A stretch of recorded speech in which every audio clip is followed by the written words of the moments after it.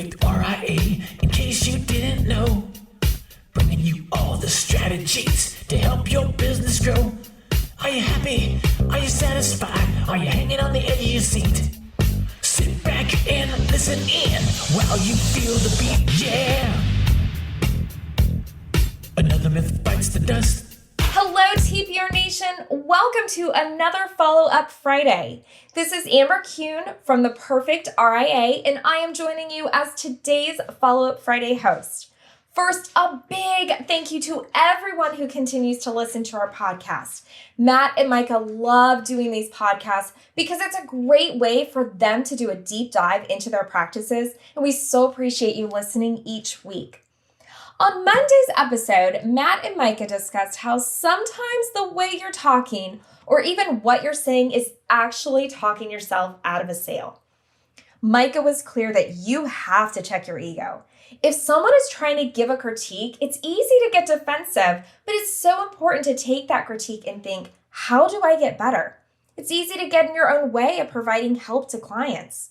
Matt's reserved about taking advice from practices who are smaller than his, so his recommendation is listen to those who are doing what you're doing, only better, and use that for your improvement. One of the ways Matt said you could be talking your prospect out of the sale or a client out of a recommendation is if you're not stopping to get their feedback. If you're thinking maybe your client or your prospect doesn't understand, 9 times out of 10, if you ask a question about their thoughts and wait, that will make a difference. This is really about effective communication. Micah shared that it's not about not disclosing things. You need to hit that pause button.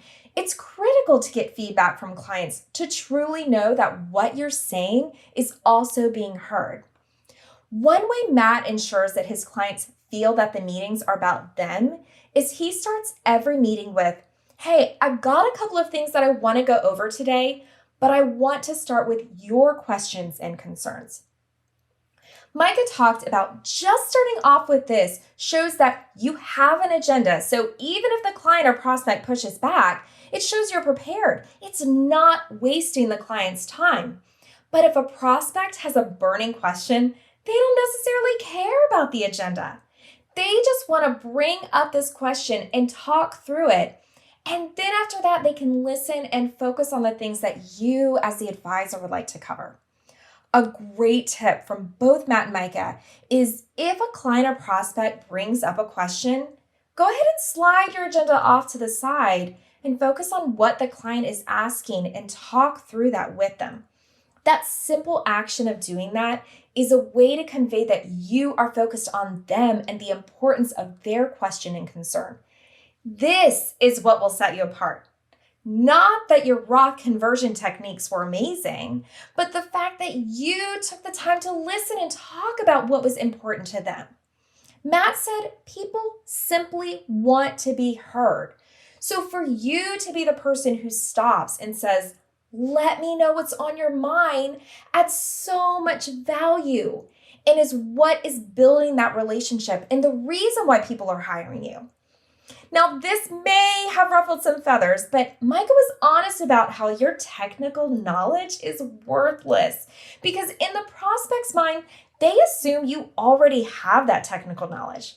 So now that you're on an even playing field, it's about how effective you can communicate and how effective you can deliver that knowledge in basic terms. Matt shared, don't tell them the same things that everyone else is telling them. This doesn't separate you from the next person. An example the guys mentioned, which really puts it in perspective, is that you don't get to say, I've got electricity, so you should hire me. You don't get hired because you have electricity. You have to add value. Another topic the guys discussed was handling questions following a meeting. Micah mentioned that in his office, it's important for his team to know following prospect meetings when it's okay to follow up with an email versus a phone call or setting up another meeting to answer those additional questions. It's easy to jump in and start an email with all this information based on something you think a client is talking about when ultimately you might not be answering their question because you may not know what the context is. If it's a simple question that Micah's relationship managers can handle, that's okay. But if it's more in depth, then that needs to be a follow-up meeting. Micah doesn't answer questions from prospects outside of a meeting. He'll take those questions and make sure it's set up as a follow-up meeting because that's where he feels he can add massive value. Matt tells his prospects, you're going to have more questions. And when you have those questions, we'll schedule another meeting so that we can answer them. He wants to make sure that his clients and prospects don't feel rushed to make a decision.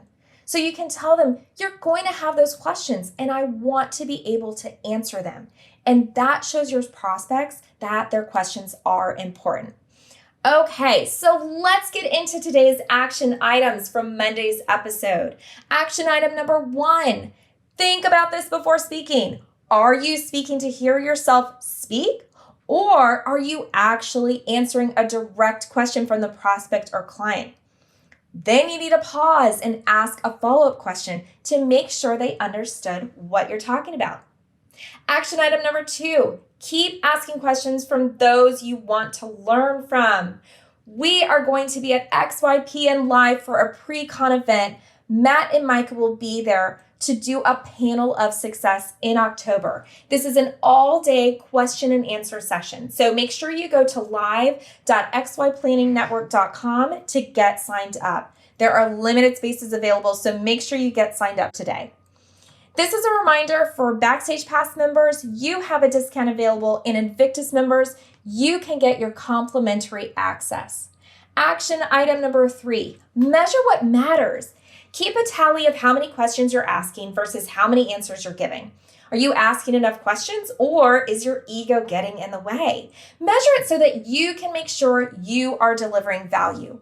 Lastly, thank you so much again for listening to the TPR podcast and being a part of our community. Be sure to not only give us 5 stars wherever you're listening, but share the Perfect RIA podcast with other advisors as well. Thank you so much for joining us today, and until next time, happy planning. Hold on before we go. Something that you need to know. This isn't tax, legal, or investment advice. That isn't our intent. Information designed to change lives. Financial planning can make you thrive. Start today, don't think twice. Be a better husband, father, mother, and wife.